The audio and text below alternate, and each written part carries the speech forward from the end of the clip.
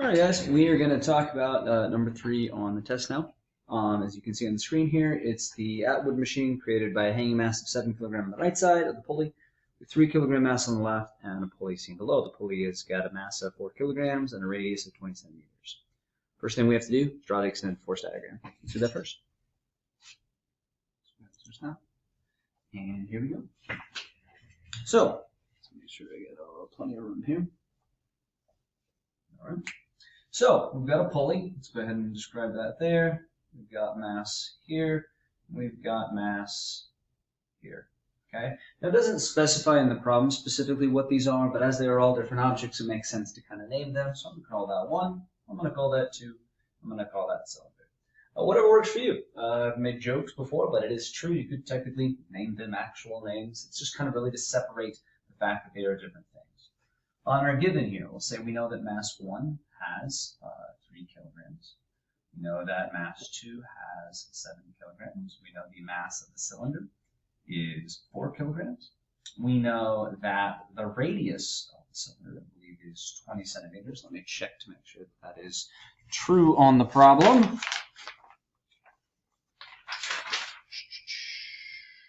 Yep, and I believe that's it. First thing it's asking for is an extended force diagram now. You can go that right away. I would say even more than that, I kind of want to think about what is this thing going to do? Well, I know that there's more mass over here, so there's going to be a large force of gravity over here compared to this one. So I would imagine this thing is going to accelerate in that direction. So what I do here is I set that this direction is positive, eliminating any potential confusion later on with positives or negatives. So draw a force diagram. Since it is accelerating, I know that, well, let me address something first. Extended force diagram versus force diagrams. Now, you could, of course, just memorize the fact that these guys are moving in a straight line, so force diagrams, and this guy's spinning, so extended force diagram. But here's what it comes down to.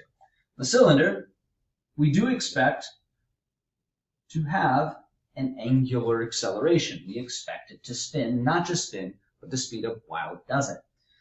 We do not expect the cylinder to accelerate. In other words, center of mass is not going to take off and go any particular direction, which means its sum of forces we do expect to be 0. You'll notice there is no acceleration in that particular question. On the other hand, the two masses in question, like mass 1 in this particular case, we expect to accelerate and travel upwards in a straight line. So therefore, its sum of forces will have an acceleration. It will not have an angular acceleration because we do not expect it to, we don't expect it to A, spin, and we certainly don't expect that spin to speed up. So that is going to be 0 for actually both mass 1 and mass 2. And the reason why is if you look at the force diagram on this one, mass 1. If I did let's say I did an extended force diagram of mass 1. Okay, well, you have force of gravity right down there at the center, and the tension is probably going to be attached right here to the top. So we would have tension 1 at the top. That's all the difference between the extended. Oops, made a mistake. Tension 1 should be bigger. My apologies. Now, you'll notice force gravity does not have a lever arm, but tension 1 does have a lever arm. However, tension 1 is parallel to that, so not going to cause torque. So that's a more complicated explanation, but simply put, gonna spin, sum of the torques, gonna go in a straight line, sum of the forces. So I already did 1, but let's go ahead and put it back here. We got guy number 1 here is, as you saw, going to have tension on it. Okay, so I'm going to say that's tension, and I'm going to call that tension 1. Okay. Specifically, I'm going to call that tension 1 because even though this is the same string, they can definitely have different amounts of tension in them. Force gravity 1, and I do need to describe it with a different subscript here because it's going to be different than the other two objects' force of gravity, needs to be smaller than tension 1 because it's accelerating upwards. Now, we'll wait for the cylinder here in just a second. Okay? Let's talk about object 2. Well, of course, I'm going to have force of gravity 2, that's Earth pulling down on it. And we can see here that the string is pulling up right here. But of course we know that tension 2 is not going to be as big as force gravity 2 due to the fact that this guy is accelerating down. Now when we look at the cylinder, tension 1 is pulling up on mass 1. But if you had your hand there, if you were holding this string, you would feel the pull downward. That is the opposite of this tension 1 right here. And vice versa, if you were on the other side holding this string, you would feel that tension 2 upward. That would be this guy right here. Now, of course, there would be force gravity of the cylinder as well. And because all three of those forces are down, I should probably have an equal amount of that force up, because as I said earlier, sum of forces are going to be 0. All right. Now, the purpose of this whole mess, there is the extended force diagram, that's part A. And then part B and C are really the same problem. It just kind of put it to you in 2 separate steps. The ultimate goal, it says, is to find what is the acceleration specifically of the system. Now, it doesn't say acceleration of 1 or 2 or the cylinder, because A, 1 and 2 should have the exact same acceleration, and this is not accelerating, this is angularly accelerating. There, of course, is a relationship between the two of them that we'll address here in just a second. So, how do I get the acceleration of this? Well, we in class started with summing the torques, but that actually doesn't have an acceleration. So let's go ahead and start with mass 1 here. So I am going to, like I said earlier, since it's going in a straight line, sum the forces equals mass times acceleration. This mass is the inertia of that object, so that is mass 1. Now I look at what is the sum of forces on this object. I see T1 is positive going upward, and I see force gravity 1 going downwards, and I'm going to shortcut that since I know that is just mass times gravity, or specifically mass 1 times gravity.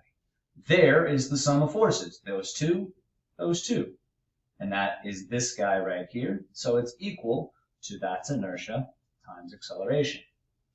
Now ultimately, if this equation right here had no unknowns other than acceleration, we could simply solve for acceleration and be done. Unfortunately, we don't know what T1 actually is. And if you come over here to the second object, you're going to get something very similar. If we sum the forces on object 2, we're going to get times M2A. What are the sum of forces? Well, first I'll remind you that we set that direction as positive. So where over here T1 was positive because it was up on that side, here force of gravity 2 is going to be positive. Or M2G is force gravity 2 is positive minus T2 is equal to M2A. This part right here is your sum of forces. This is the other half right over there. Now once again, we're left with a similar predicament in which we need to find acceleration. If we knew all of these other things, then we'd be good. We know what M2 is, it's right there. We know what G is, we just don't know how much tension 2 is. This is, of course, in sharp contrast to a situation that we've described with bridge problems, where let's say you had some sort of sturdy bridge here, okay? And on that bridge was hanging a mass right there. Now, in this particular case, I would say that the force on the bridge is tension. And that I would say, in this case, that tension would be equal to M times G. Super simple. The reason why that's not the case in this particular case, and is the case here, is if you do a force diagram on this mass, you have force gravity equals tension.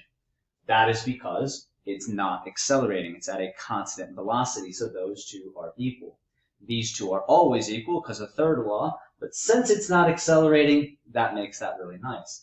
As this is accelerating and these two aren't equal, that's what makes this a little bit more complicated. So we have currently 3 unknowns. I don't know T1, I don't know T2, and I don't know acceleration. But as I mentioned earlier, this acceleration and that acceleration there are going to be exactly the same for both objects in magnitude.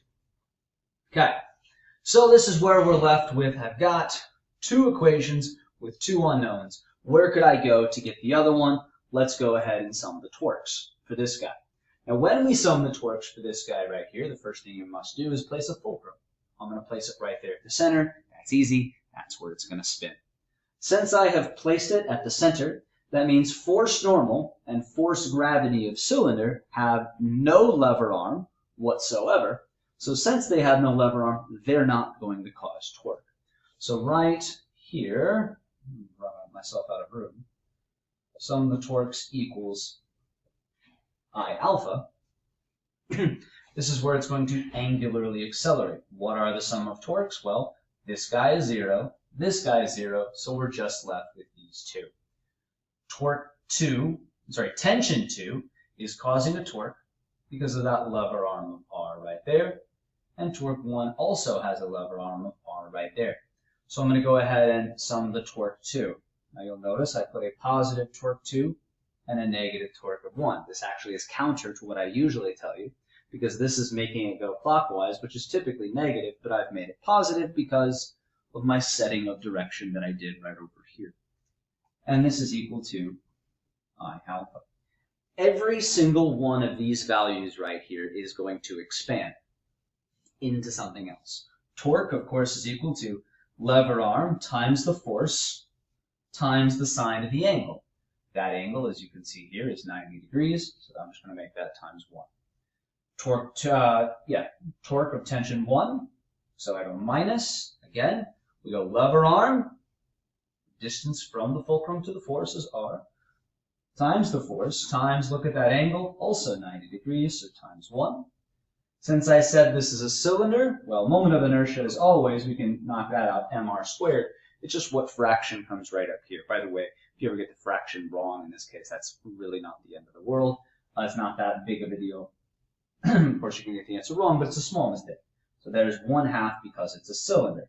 That is the moment of inertia. Now you'll notice that this particular equation, for all its complexity, does have two of our unknowns, t1 and t2, but it does not have the third, acceleration. It has angular acceleration. Luckily for us, angular acceleration is how much there's a change in angular velocity. Okay? And what that means is that the angle is going to change, of course, over time. But at the same time, the velocity of the outside part of this is also going to change. There's going to be a change in vt, the velocity on the outside part. Now, that means there has to be a regular acceleration, tangential, over time. So since this is happening, we know that that acceleration is the change in this velocity, which is exactly the same as the change in velocity of those. So this at is equal to the acceleration of both of them right here. And that is, excuse me, we know that angular acceleration is equal to at over r. So let's go ahead and do that here. Okay. Now, there's a lot of simplification that happens here. For starters, 1r, if I divided the whole thing by r, I would get, well, actually, let's make this even easier. I'm going to divide the whole thing by r. That's going to cancel when I divide that by r. That's going to cancel when I divide that by r. And I'm just going to make that r squared. So we can go ahead and cancel both r squareds. And we're left with this when we simplify. T2 minus T1 equals 1/2 mass. I should actually call that cylinder. Cylinder, that radius squared is gone, so just times at. Now we have a third equation.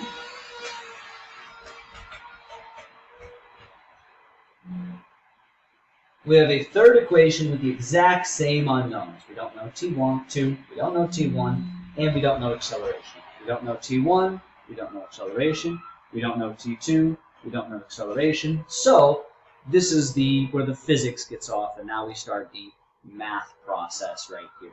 Now I've done this through elimination a few times, but I do know that that's probably not the easiest way for you guys, so let's do it slightly differently now and just do it with substitution. So in order to do a substitution, here I'm going to solve for T1. Let's go ahead and move the camera over to the side here, and we'll just do the math over on this side. So I have T1 minus M1G equals M1A. So just add that on the other side. T1 is equal to adding that, oops, let's do that in a different way. Let's say M1A plus M1G. Okay, this is our first equation. Our second equation, which you can see here, is, let's go ahead and go M2G minus T2 equals M2A. Okay, firstly, I'm going to add that on the other side. I'm going to do these at the same time, and I'm going to subtract this on the other side. You got to be careful of that. A lot of times people just subtract over here and then just kind of drop the negative, which is not a good idea. So I'm going to add that, subtract this, so I get m2g minus m2a equals T2. That's off of the second equation. The third equation was T2 minus T1 equals 1/2 mCA. So what I'm going to do, this is our third equation, so I'm going to, for this guy right here, substitute in there. For this guy right here, substitute in here. So this whole mess, m2g minus m2a, that is T2. Okay. Now we have minus T1. Now you do have to be careful, of course, minus T1, because that's going to make both of those negative at the same time. So that's going to be minus M1A. We'll put that M1G. I know I just said minus, but I've got it on the outside of the parentheses here. And this is equal to 1/2 mCA. What do you do from here with all this complicated nature? Well, as complicated it is, you will notice that there is only one unknown left. We know M2, we know G, we know M2, we don't know A. We know M1, we don't know A. We know M1, we know G, we know 1/2, we know MC, we don't know A. So, just like you would do kind of in a complex or a less complex, like, hey, 10x equals minus 7x, plus 17. You get the variable on one side, you get everything else on the other. So our variable is A, so I'm going to add that over there. I'm going to distribute this out real quick. Let's go ahead and do that. Let's put a minus on both of those and add that over there. And I have M2G minus M1G equals 1/2 mCA plus, let's go this guy first because it's just added, or just in order, putting the 1 first, plus M2A. Now that I have all the unknowns, I can factor them all out. I'm going to use the whiteboard here. Factor them out, and then take this mess and divide underneath. So we have M2G minus M1G over 1/2 MC plus M1 plus M2 equals A. This is why this should make sense. 1, this is the force of gravity on the second object. This is what's pulling the 7 kilogram mass downward, this guy right here, and accelerating it down. It would make sense that that's the driving force. Here we have the force of gravity of the first object, which is kind of stopping this from happening, because the more mass it has, the more gravity. So this right up here is kind of our net force. And this right down here, you'll notice, is all of our inertia. We have the inertia of the second object, the inertia of the first object, and the inertia of the cylinder, which considers the equation for moment of inertia, specifically the fact that it is the cylinder. So plug our numbers in. We get 7 kilograms times G minus 3 kilograms times G, all over 1/2 times MC, which was 4 kilograms, plus, I think it's, from the right order here, 3 kilograms plus 7 kilograms. So that should be 4 times roughly 9.8, 39 something divided by, that's 212. So we should end up with 3 something. Actually, the answer is 3.27 meters per second squared. If you have any specific questions on that problem, please email me, and I'll see what I can do.